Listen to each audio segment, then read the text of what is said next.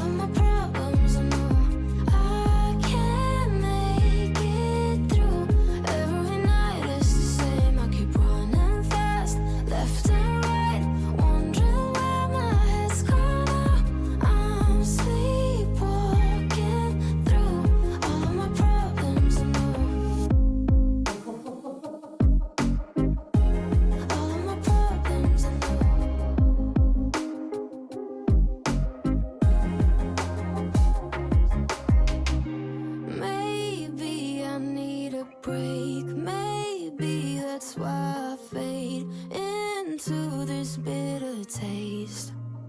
I think I'll let it be.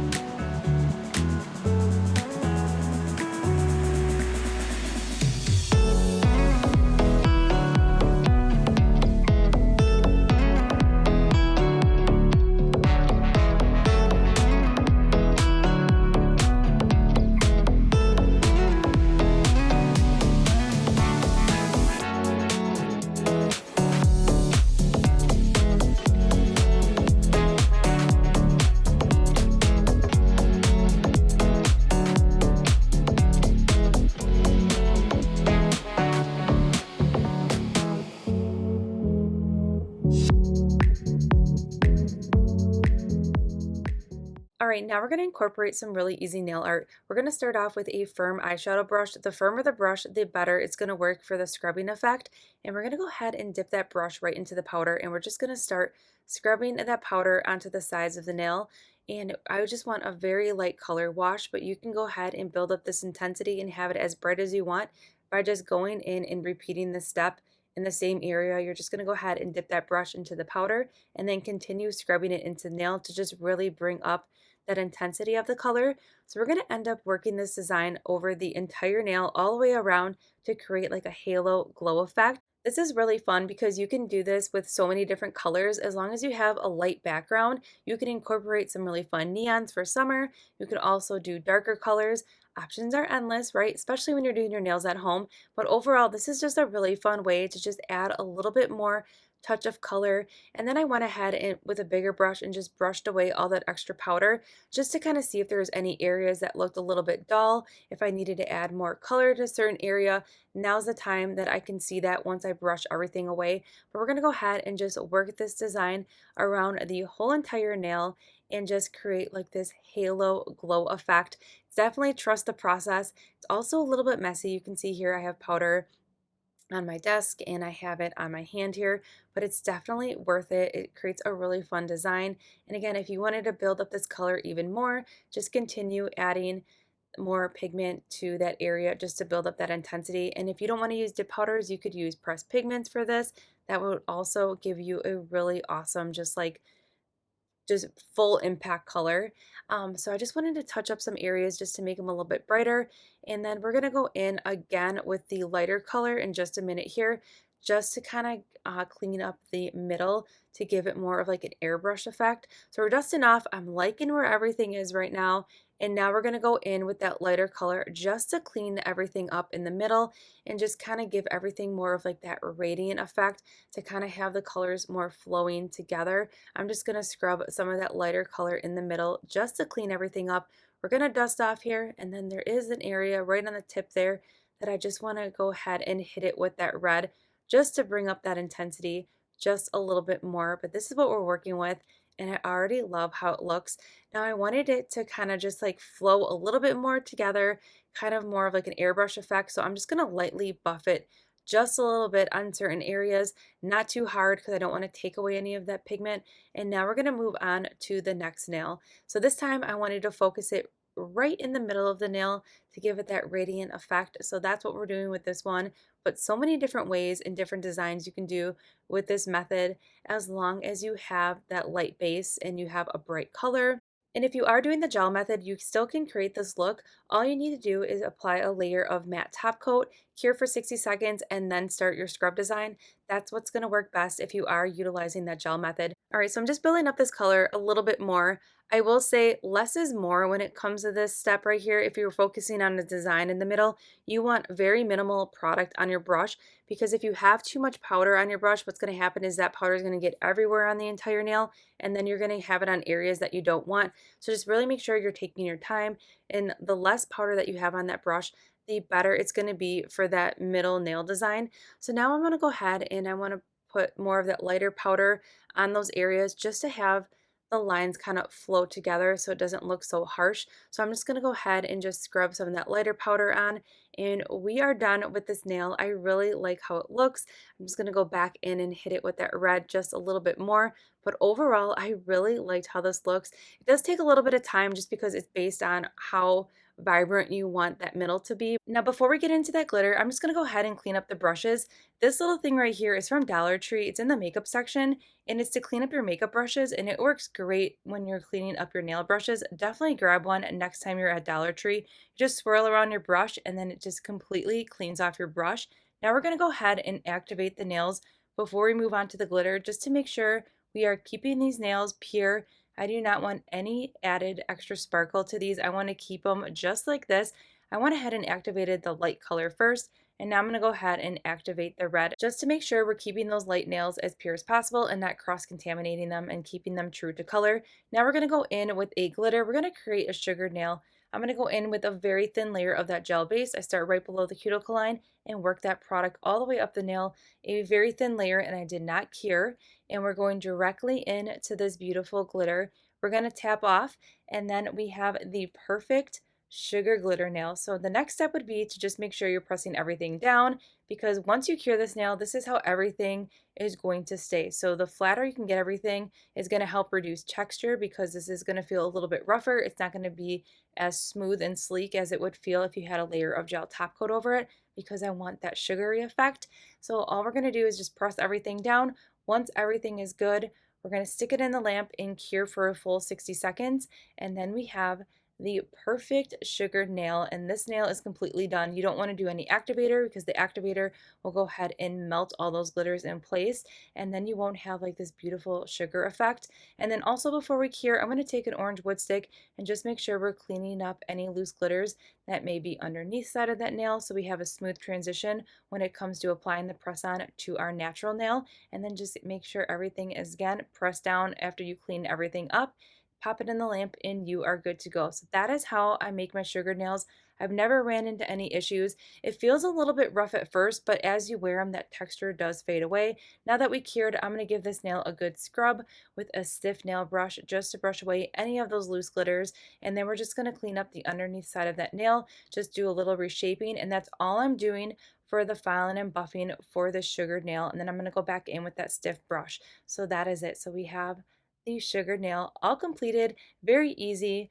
It wasn't a lot of work. Again, I like to use that gel base, and the gel base that I used was Hema 21 free. So then I'm just going to go ahead and finish up the rest of the filing and buffing. Filing and buffing was pretty easy. I'm just doing a very light buff on the other nails, and then just did a little bit of reshaping, but very low maintenance when it came to filing and buffing. You will also notice that I went into filing and buffing directly on top of these nails without a layer of clear barrier. That is because when it comes to the 915 aesthetics, I've worked with them enough where I know that I can file directly on top of them without the color fading or wrecking that beautiful color payoff. So that is another reason why I really enjoy 915 aesthetics. So after filing and buffing, I did my activator. Now we're going in with a layer of gel base to all the nails that we're going to be applying the nail art to, and I'm going to cure for a full 30 seconds. Now we're going to go ahead and play with these really fun vinyl stickers. These are animal print. They are so fun, and these are really easy to use. So now that we cured that gel base, we have a little bit of a tacky layer on the nail, which is really going to help these cheetah stickers lay flat to the nail. So the hardest part for me was to figure out where I wanted to start the placement, and I figured we're just going to start in the middle and then we'll work our way around the nail. So that is what I decided to do. Also, these little tweezers are a game changer for any nail art if you're working with decals. These intricate stickers like you see here, anything like that, even charms, the needle nose tweezers are a game changer. And then I like that it has the little silicone tool. So once you apply the sticker on the nail and you get that sticker exactly where you want it, you flip over the tweezers and then you just go ahead and gently rub that sticker into the nail with the silicone tool. It definitely is my #1 tool when it comes to nail art. I love it, and I have it listed in my description box below. So if you are in need of a tweezers, the needle nail art tweezer is definitely the way to go. So I'm just applying these all over the nail here just to create the ultimate animal pattern here. So these are vinyl stickers and they're really easy to use. I feel like they're a little bit more thicker than your average nail sticker, so you have a little bit more wiggle room. You don't have to be as careful as you are with a regular nail sticker, because I feel like nail stickers tend to tear very easily. These are a little bit more forgiving. It's probably because it's on that vinyl paper, but these spots come in so many different colors. So if you want something that's like more vibrant and neon, there's even metallic paper that they can be printed on. They're just so fun, and they add such a special touch to the nail, and it's easy and it's effortless. That is what I'm looking for when I'm doing my nail art, and it's a great alternative, especially if you have a gel allergy. You could still utilize these nail stickers with your dip liquids, and you could always do just like a regular top coat on it, like a nail polish top coat to protect them. I'm pretty sure if you wanted to try on a swatch stick, you could probably try playing with the dip liquid top coat as well if you have an allergy to any gels. But here's what the pattern looks like. I really love it, and I'm going to go ahead and finish up. We're going to seal these stickers in right away just to make sure that they don't start lifting. We're going to seal them in with a layer of gel base, and then we are going to cure for 30 seconds. If you're looking for a more like alternative sticky base, you could do a layer of transfer foil first, cure for 60 seconds, then apply the stickers. That will give you like the ultimate tacky layer. So that's another option if you really want those stickers to lay down completely flat. And now I'm going to go ahead and finish up the placement of these stickers on the 2 other nails, and I went ahead and finished up this nail off camera. We're going to seal it in with a layer of gel base, and we're going to pop that in the lamp and cure for a full 30 seconds. And then once that's cured, we're going to do a layer of gel top coat and apply it to the nail, and then we're going to cure for a full 60 seconds. And then we're going to go ahead and this was a game changer for me. So what I did now is I'm going to go ahead and file and buff directly on top of these nails because we did a little extra layer of protection with that gel base and gel top coat, but I really wanted these stickers to look completely leveled. So that's why I'm going in with a buffer, a light buffing, and I'm just smoothing out the surface just to make sure we have a completely flat surface. And now that all that buffing's done, we're going to go ahead and seal this in with a layer of matte top coat. I figured this would look so good with a matte finish, so that is what we're doing. Another reason why I did the filing and buffing is so this matte would look completely matte, because if it was a little bit slightly risened with the stickers, the matte would look a little bit wonky. So this way, the buffing just made the nail lay completely flat, so we have the perfect matte finish. So I'm finishing up this nail. We're curing for 60 seconds. Now we're going to finish up the last nail. We're going to use one of these really cute black bow charms. I've been dying to use this, and I figured this set right here would be the perfect way to incorporate that. So I did a layer of gel top coat on this nail and cured for 60 seconds, and now I'm going in with a layer of matte top coat, and then we're going to cure for 60 seconds to give it that perfect matte finish. Now I'm going to go in with the solid tip nail glue. I really like using the solid tip nail glue because I feel like it's a little bit thicker.